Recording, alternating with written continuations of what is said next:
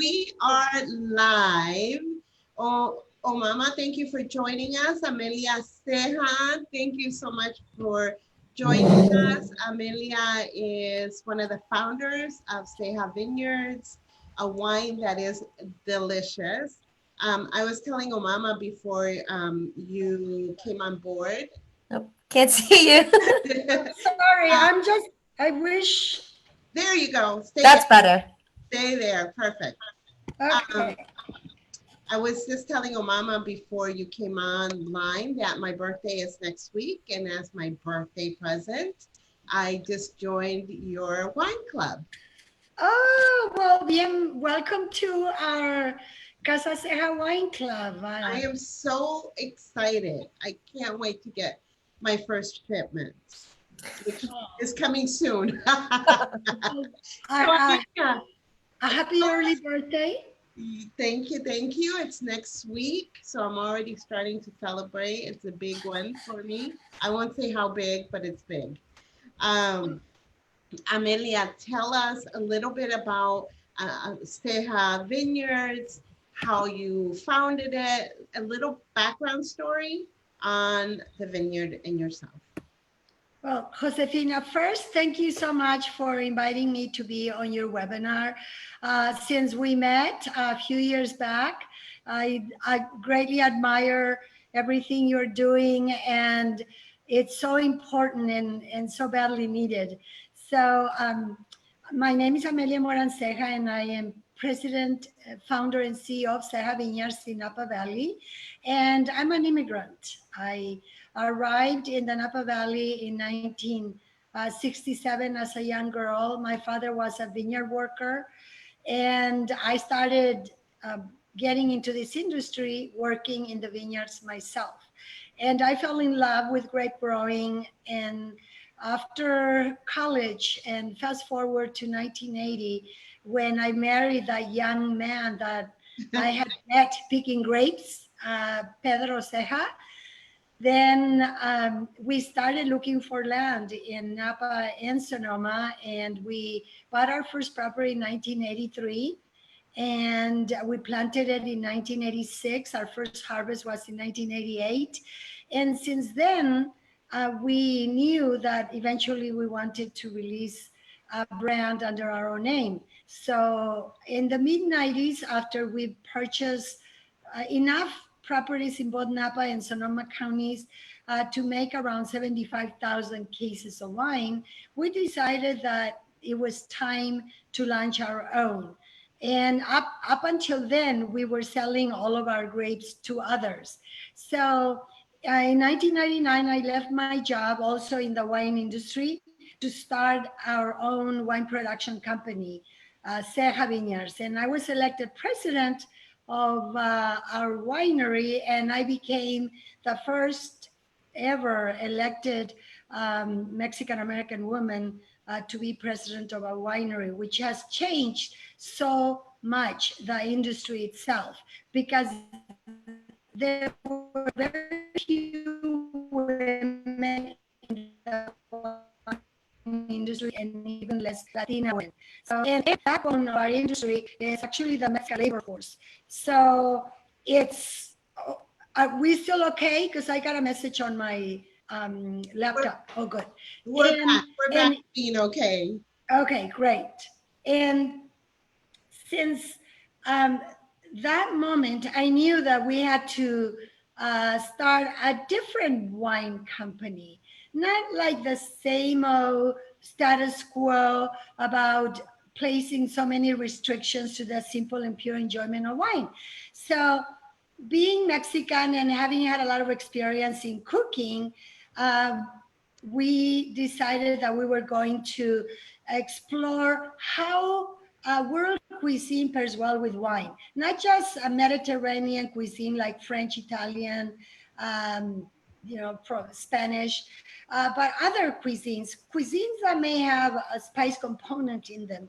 So we decided we were going to release wines that were balanced. So lower alcoholic, or wines that have moderate alcohol with really nice acidity, are the wines that will really pair with anything that anyone can eat. And so we launched our brand, making really balanced wines, we only released 750 cases of Chardonnay, Pinot Noir, and Merlot, and now we are around 7,000 cases. But we have received some of the highest accolades. We've been featured. Not only did you invite me to come and speak about our brand in one of your wonderful seminars in Boston, but our wines have been featured with the previous administration in the White House, and some of the most wonderful restaurants, such as the French Laundry in Napa Valley, and others. But most importantly, we are bringing wine to people, allowing people to explore wine under their own terms, not ours, because there's still so much arrogance and elitism in the wine industry that those barriers we need to break so that everyone can enjoy wine with whatever you like. So one of the things that struck me was when you said, and forgive me because I'm going to joke about this a little bit, when you said that it's balanced and it has lower alcohol. At this period in my life, what you send me, please make sure it has the highest level of alcohol. Oh, I'm only kidding. well, you know what?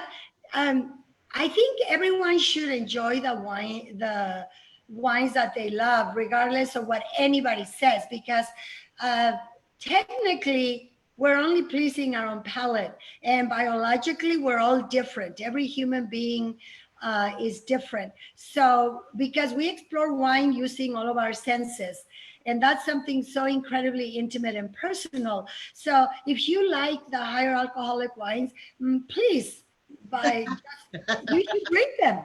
It was just a little joke between us. But no, you know, I actually love your wines. I love your wines. I think you're right. They're really incredibly balanced. Some of the best wines that I've ever had. And I love that you're right. It doesn't have all that elitist kind of attitude with the wine. You're able to just enjoy it for being good. yes. As opposed, Well, oh, this wine has to be. Let me. And the fact is, you know how they used to do, where you pretend you sniff the little cork, right? But it's really not. You actually have to just touch it to see if it's crystallized. You don't even smell it. But tell us a little bit about how you determine whether or not the wine that you're tasting is the wine that you want. well, first of all, wine can have defects. And the way to detect them is actually through using your senses. Sometimes you can tell if a wine might be defective by looking at the cork. If it has like a lot of seepage, like halfway through the cork, it might mean that it might have been exposed to oxygen, maybe. And if it's really porous, the cork has to be really dense, yet allow some of that oxygen exchange to happen, but very, very slowly over time. So, but through once a bottle of wine is open, and what the first thing that should be done is actually, once it's poured in the glass, like swirl it and take a sniff. And I could probably, oh shoot, we should do that. Get a bottle and open it and actually show exactly what needs to be done. Or it could be another webinar on how to properly open a bottle. Let's do that. Let's do Yeah. that. So, Yes. Amelia, so the seepage, I've actually opened some bottles where the cork is really dry and it breaks when you're. Yeah, well, and it might mean that the bottle is old, and that it was also not properly stored, because all wine even though it looks really pretty in your kitchen or in your dining room, light is its biggest enemy. So it needs to be stored in a dark, dry, cool place, which typically is like under your bed or in your closet and upside down, lying on its No side or upside kidding. down. Because you always want to make sure that the cork is in contact with the wine so that it doesn't shrink, because that's a lot of the times it's a sign that the cork is dry. If the bottle has been stored for a very long time upright, then that means that the cork is completely dry and it will break off. It might not necessarily be defective, but it's still nonetheless not as nice to have to push in the cork if it breaks down, and then it'll have the wine will have all kinds of particles. So then you would have to strain it. But older wines too benefit actually from being exposed a bit more to oxygen. So I typically, like if I'm going and raiding my cellar and getting a bottle, one of our inaugural bottles that we keep in our wine library from Ceja Vineyards, and let's say it's 2001 Napa Valley Ceja Vineyards Cabernet Sauvignon, but it's been lying on its side or upside down. It might still, the cork, because of its age, nearly 20 years, it might still be maybe not so okay. And so I am just very, very careful to make sure that I take it out. And I may decant it, pour it in a large glass container for half an hour or so. But you know what? You don't even need that. All you need to do is just open that bottle about an hour before, and just keep it uncorked on your kitchen counter, and it will be okay. Now, is that different for white wine? Because I do that for red, but I don't let it breathe for white. I just pour it and drink it. Well, white typically, the longevity of white wine it can be shorter than red wine, and so therefore most white wines are consumed when they're bright and fresh. So typically within 10 years, as opposed to reds that can last decades. So I still, if I'm going to open, let's say, a bottle of our 2005 Chardonnay, I might just place it also in a decanter as well. But otherwise, just open it an hour or so before and uncork, put it back in the fridge so that it's slightly chilled. Because you know, also one misconception about white wine is that it often is served too cold. And when a white wine is served too cold, you can't smell it or taste it. And much of what I enjoy in wine is actually the aromatic component, as well as how it feels on your palate, on your tongue. So much of that gets lost if a wine is way too cold. And white wine should be served not cooler than 60 degrees. I literally, our cellar is kept at around 60 degrees. So I just take it out of our cellar and I don't even refrigerate it. Only if it's like a really warm summer day will I put it in for maybe 10, 15 minutes. But still, I mean, anything over 55 is way too cold. And also, red wine is served too warm. So see, it's red wine shows itself more, well, its opulence, its beauty, when it actually served around 62, 65 at the max. And temperature, I'm not No sure. kidding. 65? I didn't know that for red wine. Oh, I serve it at around 62. And it's and also because, especially for those of you who like high alcoholic wines, when the red wine, yes, when the red wine is warmer, you're going to feel the heat like in the back of your throat. And while if it's at a little, let's say around 62 degrees, you are not. You are really, what you're going to enjoy is the fruit in the wine and the mouthfeel, rather than just experience the high alcoholic content in that wine. Mm. So yes, red wine. So white wine should never be served lower than 55 degrees Fahrenheit temperature, and red wine should be served around 62 degrees. And then every single time you're going to have a much better experience with wine. Mm. Now, I had somebody raise their hand. Mama, that was Aisha. Does she have a question? Because I didn't see it on this. I would love to. I don't see any questions. Okay, she did raise her hand. But Aisha, if you want to go ahead and put it in the Q&A section, then we can have Amelia answer your question or the chat. Sounds That good? sounds perfect. Yes. So for the white, never lower than 55. And for the Correct. red, 62 degrees. Yes. And Especially if you live in a really humid area and it's summer. Oh, you want red wine slightly chill. It's the perfect elixir for hot, humid weather. all I keep thinking about is when I go to Puerto Rico and it's so hot. And I typically I have to say, I only drink the white when I'm there because it just feels like I can drink it a little cooler. But now that you're saying that I can actually chill it a little bit, the red, which is, I like red better, then I think I'm going to start doing that.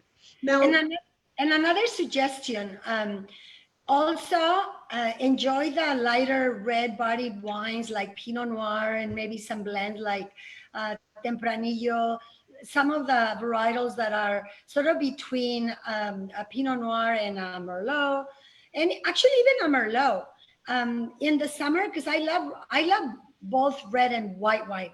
But often if I'm just craving for some seafood with a red wine, I typically would select Pinot Noir, just because the tannins are uh, are a bit smooth, and also the skin is a lot thinner, so therefore the color will be lighter and slightly chill. It is actually the perfect solution for those red wine lovers only to enjoy during the summer. Lighter reds and slightly chilled. okay, slightly chilled and lighter reds. I am writing all this down because I can't wait for my box to come in. Yay! And Well, secondly, I have a few here that now how about drinking? Um, I've noticed that some wines have a higher alcohol level than others. Some are more balanced, like yours. Do you have to worry about, is there such a thing as drinking too much wine? well, if you have a hangover, yes, you've had a bit too much. If you have a hangover the following day. But typically, the average alcohol content in a bottle of wine, it's somewhere, depending on which continent it comes from, it can be from, let's say, 7 to unfortunately, like even like almost like 17%. And that's so therefore there is a wide range of alcoholic content in wine. Now, I personally prefer it being between like 10 for some really crisp Rieslings, to maybe for some Cabernet Sauvignons, like just under 14%. But anything over that, for me, is way too hot. And then it's not going to pair well with food, all the food that I love. But no, don't worry. Have it as a cocktail before dinner. I mean, you can always, there's always time to enjoy wine. I agree with you. I totally agree with you. Um, I particularly like the ones that are a little buttery. Okay, then you're talking about white wine. Um, Red wine can also have that richness and opulence, as well, because red wine does go through malolactic fermentation. Is that after alcoholic fermentation, a wine is inoculated so that a lot of the malic acid is converted into lactic acid. In red wine, I like it in red wine, but I personally don't like it in white wine because it does, but you need to keep enjoying that style of wine that you love. I don't like it in white wine because then it's almost smells like popcorn, buttery, but for me, I'm just speaking about me. Yes, Uh, absolutely. yes, I like it a glass by itself, but not with food because um, those very strong aromas and flavors compete with anything we would be eating. But I encourage every single person to enjoy the wine that they like, not the wine that I like. So trust your palate always. So before we go into, I want to know about the process of making wine. Before we go into that, I believe we have a question. Oh, Mama. So Evelyn asks, what's a good wine for acid reflux sufferers like myself? Great question. Oh, that's actually fantastic question. Um, uh, Wine loving fans that have those issues of acid reflux should always have it with food, and always have a wine that, well, many people feel that white wine is exacerbates the problem. So maybe enjoy a glass or two of a lighter red like Pinot Noir, and always with food, because when you have it with food, then it's not there by itself in your stomach, in your digestive system. So more acidity can be put in there.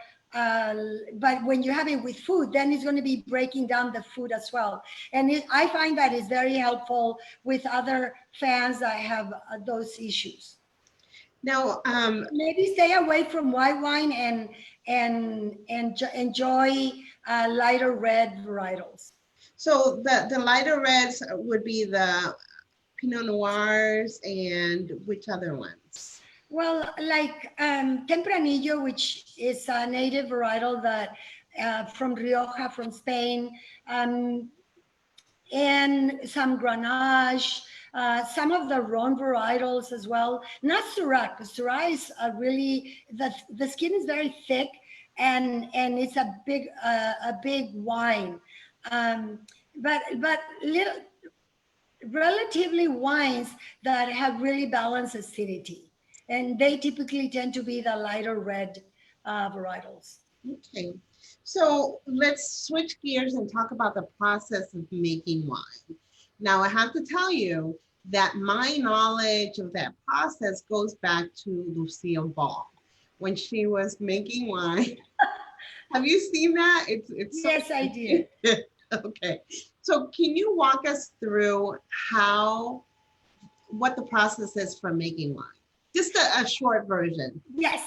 So, well, I'm going to speak about Ceja Vineyards. So we make all estate grown wines, which means that we grow our grapes. So therefore, it begins in the vineyards. First, you select even the row orientation. Well, a lot of studies have to be done about the soil to select a varietal that best fits that area. Then select the row orientation, plant the vineyard. It takes between 3 to 4 years to get the first harvest. And then you can start making wine. And then it takes from 2 to 4 to 5 years to be able to release the wine. So the whole process takes, if the wines are going to be estate, that means that they come from your vineyard, it literally takes just about 9 to 10 years. But we started a long time ago. So by the time we launched our brand, we already had a source of grapes. But then once it's in the cellar, and the grapes are harvested in the middle of the night to make sure that alcoholic fermentation doesn't start on its own because grapes are fruits that have wild yeast on the skins. So when you have sugar and yeast together, well, what happens is they get together, the yeast converts the sugar into alcohol and CO2. The CO2 gets released into the atmosphere, and then they multiply by the gazillions as they have this great source of food, all this sugar in the grape juice. And so the alcohol level goes up. And once it's around 12%, that alcohol that the yeast cells produce, guess what happens? What? Kills the yeast cells. But they die very happy. The, the alcohol that the yeast cells produce kills them and ends up killing the yeast cells.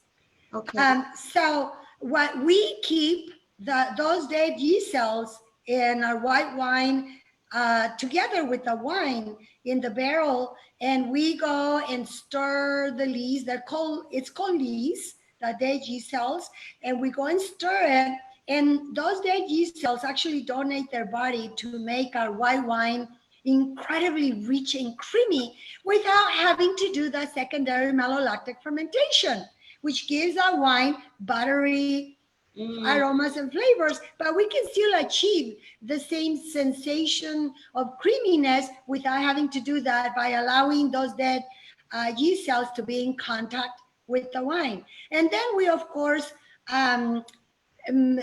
through racking, we start getting rid of all the matter that is not wine by racking, emptying that barrel of wine into a stainless steel tank like once a month or so, and then cleaning all the sediment from the bottom of the barrel that has accumulated, and just with water, and then putting the wine back in the barrel, and doing this continuously until the wine is completely clear, crystal clear.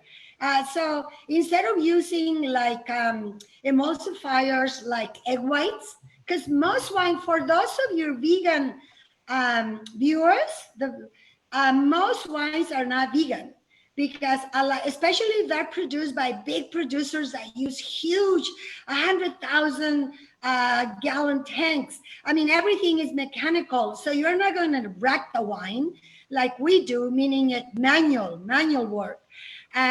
They just do a very quick fix of maybe adding fish emulsions or egg whites, and a lot of material that is present in the wine adheres to these emulsions, and then that's taken out. So be very careful, vegan wine-loving friends, to make sure that you know the provenance of the wine you're drinking, because a very large percentage of the wine produced all over the world is not vegan. But ours is sustainably and vegan. Now, do you have that on your label? I don't remember. Everything, yes, everything we're bottling from this point on will have also the little symbol of our being certified sustainable vineyards and winery too, because you have to be certified in both, not just in the vineyards, that you don't expose the workers. The workers are equally as the environment, must be protected from exposure to any harmful anything. And we've done that since we planted our first vineyard, not for marketing reasons, because it's the right thing to do for the environment and for the workers. So yes, everything that is being bottled from this point on has a symbol on the back label and it's very hard to get certified. That we're certified sustainably in both grape growing and winemaking, and in our office, because you have to be sustainable in everything. And also it will have the name of the vineyard, because so very site specific. So when you enjoy a bottle of our Carneros Pinot Noir, because we own other Pinot Noir vineyards, it will either say from our vineyard in Adobe Vineyard in Petaluma Gap, AVA, American Viticultural Area, or Las Chepas, vineyard from Carneros, Napa, in honor of my grandmother, whose nickname was Chepa, and my husband's grandmother, whose nickname was Chepa too. So hence Las Chepas, in honor of the two most amazing grandmothers. And what were their names? That was the name. Josefas. Josefa. Okay, Yeah. my aunt's name's Josefa, and we call her Chepa as well. Yes, well, in Mexico, the nickname for Josefa, if they're loved, it's Chepa. So they were both very much loved. So Las Chepas Vineyard is also our most historical vineyard, is the one we planted in 1986. So it's an amazing, beautiful vineyard, and it's an homage to them. Now, before we go on, we have a few questions. Yes. But I want to go back to the process as soon as we're done, and I want to talk about your other vineyard. So, Omama, I'll let you take the questions. Wow, this was just super insightful. And I don't even drink, but this is just super, super amazing. So the first question is from Anonymous. It says, wine has become an even more essential part of my week recently. What advice would you give to a novice in finding and enjoying fine wine? Oh, excellent question. And yes, wine makes life better. Yes, and, absolutely. Yes. And well, it makes food taste better too, and vice versa. So for anyone that is just getting into enjoying wine, I am so thrilled for you. You are on to an experience and a discovery of a lifetime, because unlike any other beverage, wine is very site specific. It tastes and smells of its birthplace, the vineyards, the people that touch those grapes, that lovingly grow those grapes, the people that lovingly know how to gently allow it to become wine in the cellar with not too much interference. And the best way to start is just, well, we can't really go to stores now, but you can, there are so many, well, you can explore Ceja Vineyards wines first and foremost. You can go to cejavineyards.com because we make a lot of different varietals, and we give a brief explanation of like the harvest date and just briefly what it smells and tastes to us.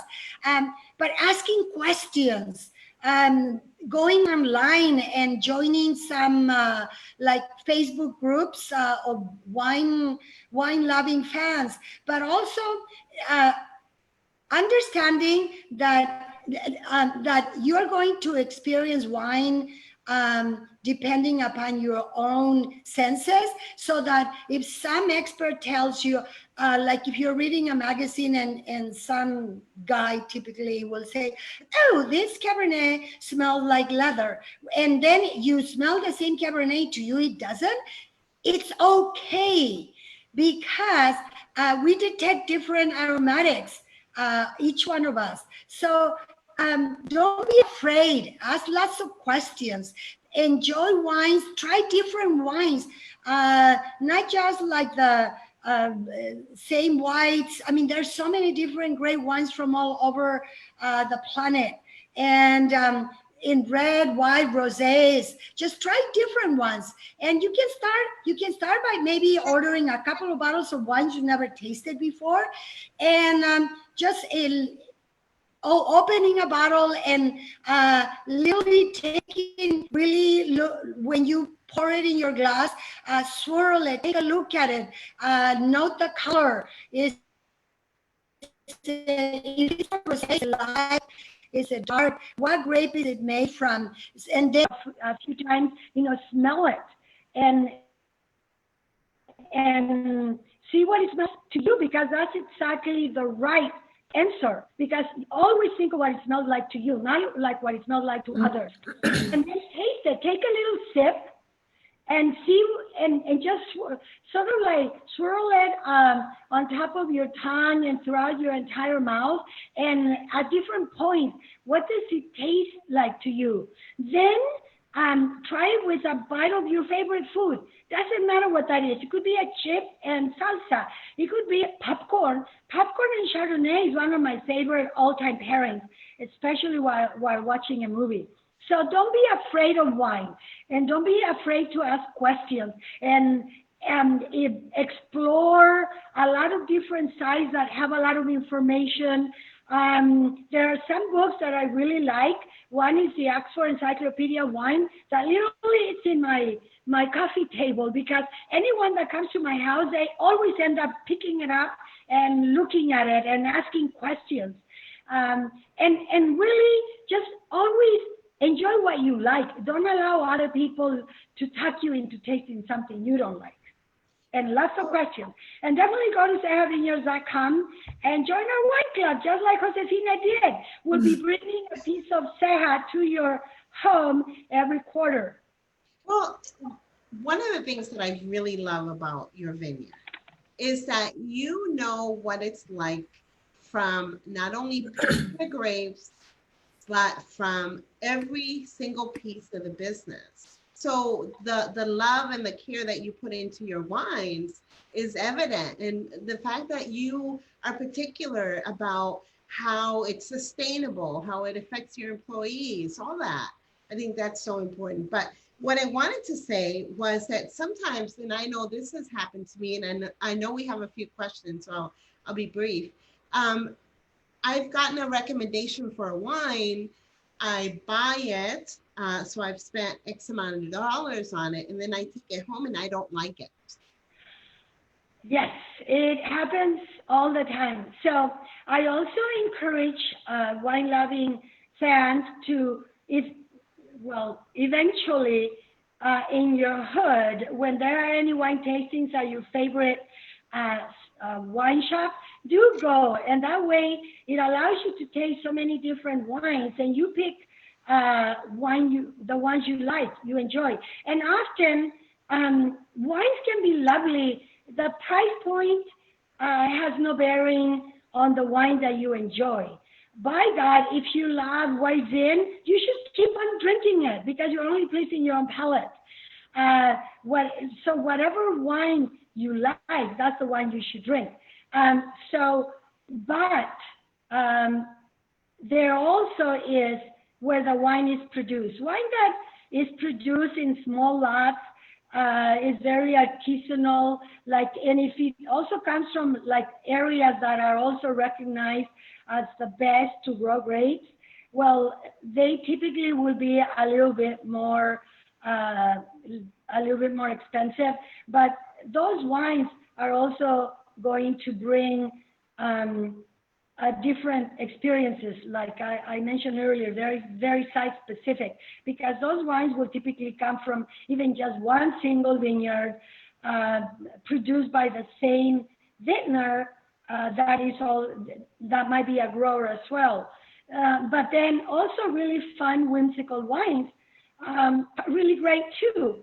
So there's the cool thing is that there are no rules to enjoying wine. Is what you like, regardless of the price point.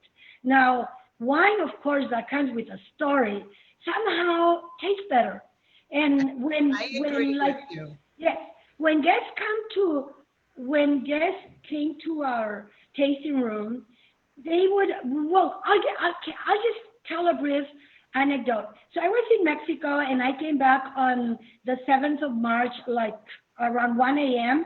And in our tasting room, we were not in shelter in place yet.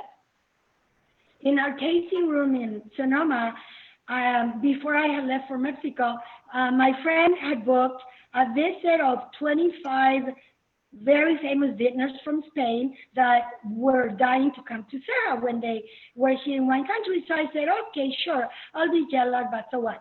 So at 10 o'clock, I got here to Napa at 1 a.m. At 10 o'clock, I was out there, bright-eyed and bushy-tailed, to welcome this very famous 25 vintners from Spain. They had been here the entire week. They had visited numerous wineries in both Napa and Sonoma. We were the very last winery, and only because they were leaving that afternoon. And I hadn't been here, but my friend wanted me to be here, so hence why it was scheduled for that day. And you know what? Something that just touches me so much is that they didn't buy wine in any other winery except ours. And this is the director of their trade association, White Trade Association, that put all of this together, told me. And now, if everything works out, we have a scheduled little trip to France in November. If we do go, we are definitely going to go and celebrate with them in Catalonia, where is the heart of Cava, amazing sparkling wines from Spain. But that touched me so much that they remember their most favorite experience from Napa and Sonoma. And this was their first time ever in wine country in Napa and Sonoma, was at Ceja Vineyards.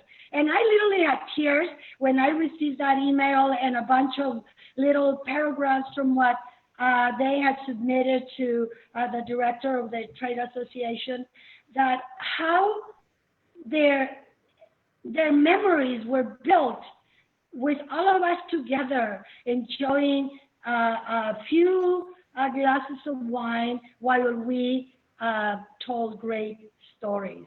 And they'll remember that forever. And I'm so touched. I can't wait to visit them as well. Because we're all in this together, and we should all be celebrating. And wine it's a symbol, it's a language that everyone understands, and it brings people together. And what is the best way to toast to each other? It's really by enjoying something together, by breaking bread together, with accompanied with a glass of vino. So there's this book about love languages, and I think you're right. My love language is wine. Oh, that should be on everything you that is Josefina Bonilla. My love language is wine. Wine. So we have a few more questions. Yes. We actually have a few. So let's, Omama, if we can do one at a time. Sure. Love your energy, Amelia. Like, this is so awesome. So Brenda asked, your base of knowledge is vast. Have you considered virtual wine tastings to share your love and lessons with others while we're all at home? Yes. We did one last night. Oh, sweet. On Facebook Live. You can actually go to Ceja Vineyards' Facebook page, and it's on there today. It was hosted by Dalia, our Director of Sales and Marketing, who happens to be my daughter. And not only did we do a virtual tasting, we did food, because I'm a chef too. We did and Taco Tuesday. So you have to every Tuesday, Taco Tuesday, 6:30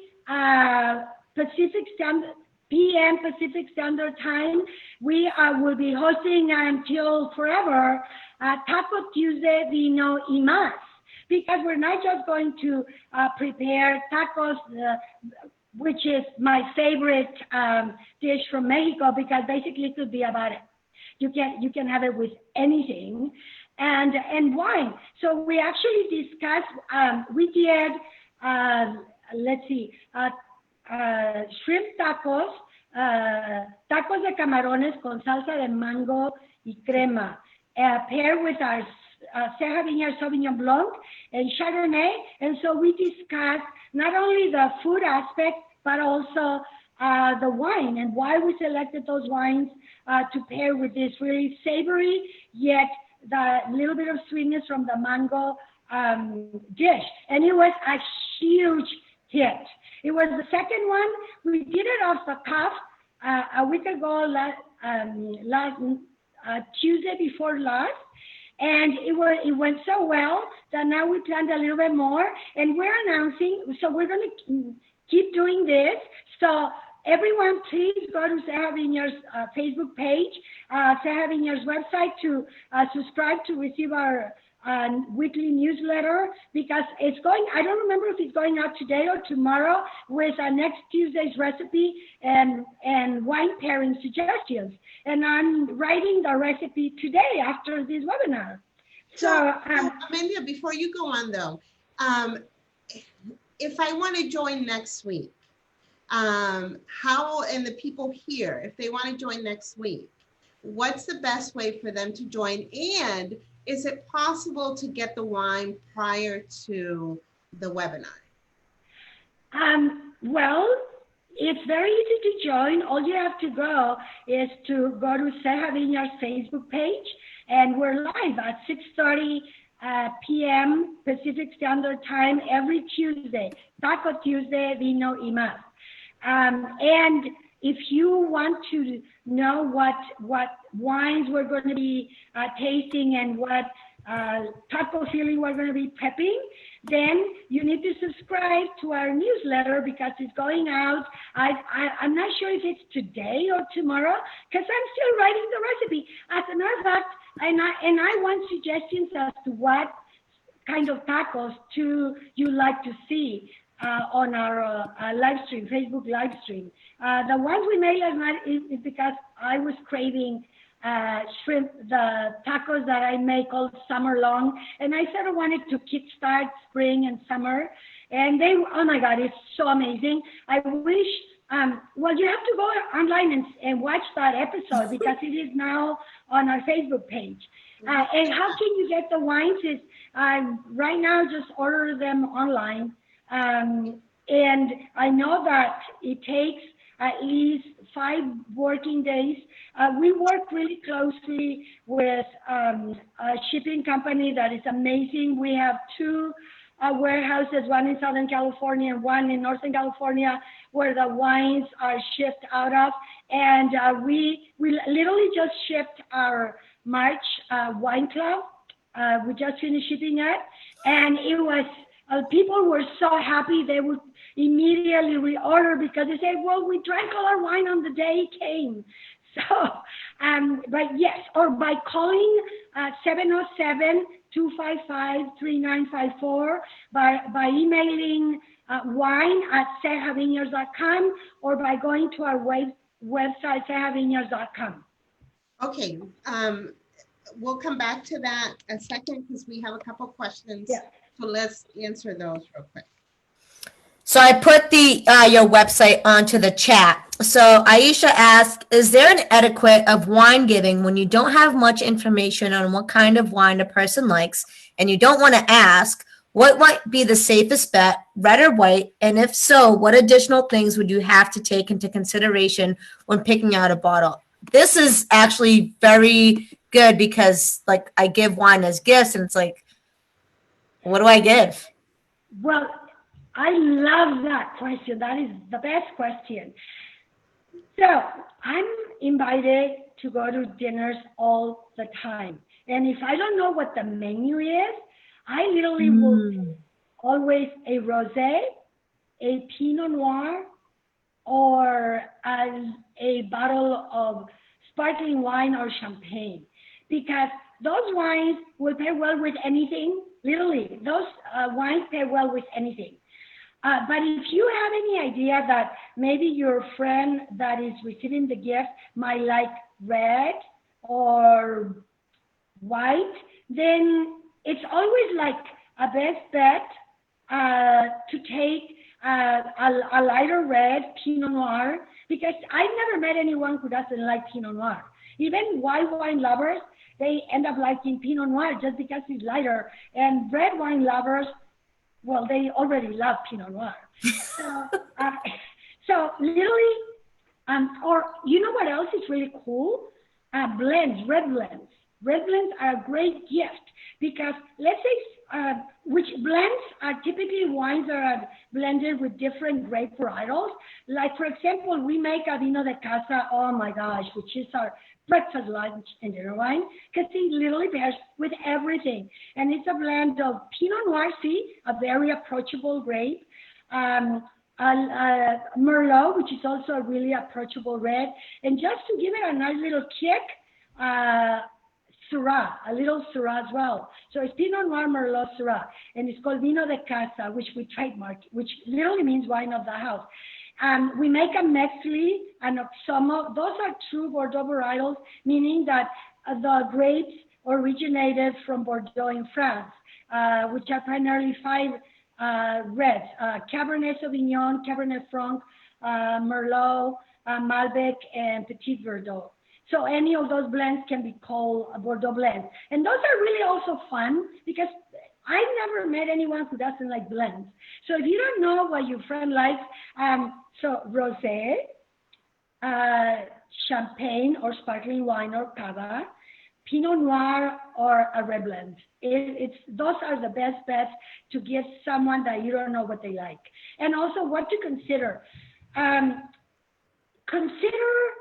never the price because like I said, wines come in all price ranges but if your friend is really into like provenance, like if your friend is a wine geek, then by far go all the way and like seek out a wine. That would be a great friend. Yes. seek a wine that even has the name of the area where it comes from, but then the name of the vineyard. And especially from a small producer, it really is, the wine will typically be also handcrafted if it comes from a smaller producer than someone who produces millions of cases. Let me ask you before we go on to the next question. If I am having, let's say, a small gathering and I want to have my own label, do you guys do white labels? It's really hard because the alcohol beverage industry is so controlled by the Trade and Tax Bureau, which is an agency based in Washington, D.C.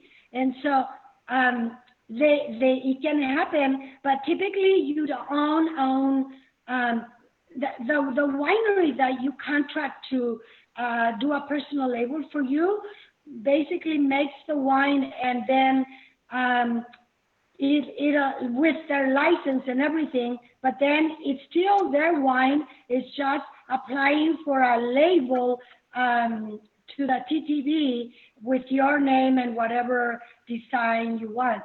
So, but it's costly. It can be done, and it's done all the time. But typically, it needs to be very large amounts.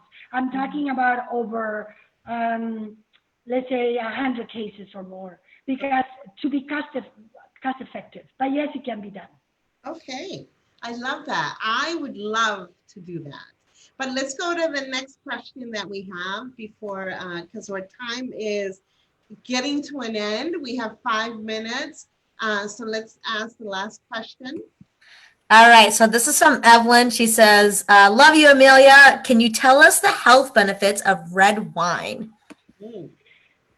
Absolutely. Oh, that is another great question. Well, white wine has it as well, but red wine has resveratrol, which is a chemical that it is very helpful to make sure that your circulation system is kept nice and running and clean. So everything in moderation, wine in moderation is incredibly helpful. Plus, I just read that it also helps to for people that might be predisposed to dementia later on, that is very helpful to prevent that. So not only is it good for your heart, but it's also good for your it's great love language wine. And well, it has so many antioxidants. That is actually the biggest benefit. That wine has antioxidants, and antioxidants are great chemicals to have in your body. But let's remember, always in moderation. Plus, another huge benefit, and that's also more like maybe emotional too, and for your palate, is that food tastes better when it's enjoyed with wine. I love it. Amelia, thank you so much for joining us. We could go on another hour, but it's going to cut us off soon. So we're going to need to say goodbye. Again, it's cejavineyards.com. If you want to join the wine club, and there's 2 different levels, one that you get 3 wines every quarter, and the other one that you get 6 wines every quarter, right? Right, there's actually three, 6, and 12 bottles. Okay. But they all have great benefits, and most importantly, it's once you receive them, like you end up drinking them all in one day, then you wish, oh, I wish I had ordered more. So because you get a slightly bigger discount as well, and on all your orders, whatever wine club level you join, you will get that same discount on all of the orders. And right now, because we know that all of us are at home, we are offering an additional 5% discount to all of our wine club members in addition to their already discount. And to everyone else, I think it's 15% discount and $10 per $10 shipping for anything over 6 bottles or more, or 6 bottles. So stock up, enjoy our Ceja wines in the comfort of your home. Join us Taco Tuesday, 6:30 p.m. PST. And Josefina, let's do a webinar about how to wine taste. And I can open and share and show the bottles. I wish I had one right now so that people could see it. Love it. Let's do it. Let's plan one. Let's do it. I love that idea. I think I'm really thinking that people are going to love joining the wine club. I think that the idea that you can order online and be able to get wines. Now, last question, and we only have 2 minutes. If I wanted to go to the store, because most of the liquor stores are open, how do I know where the Ceja Vineyard wines are? Or can I ask for them? Can they order them? We only, outside of our tasting rooms and online, we do sell wine on Total Wine and More. And typically they carry our Pinot Noir, our Chardonnay, and our Red Blend.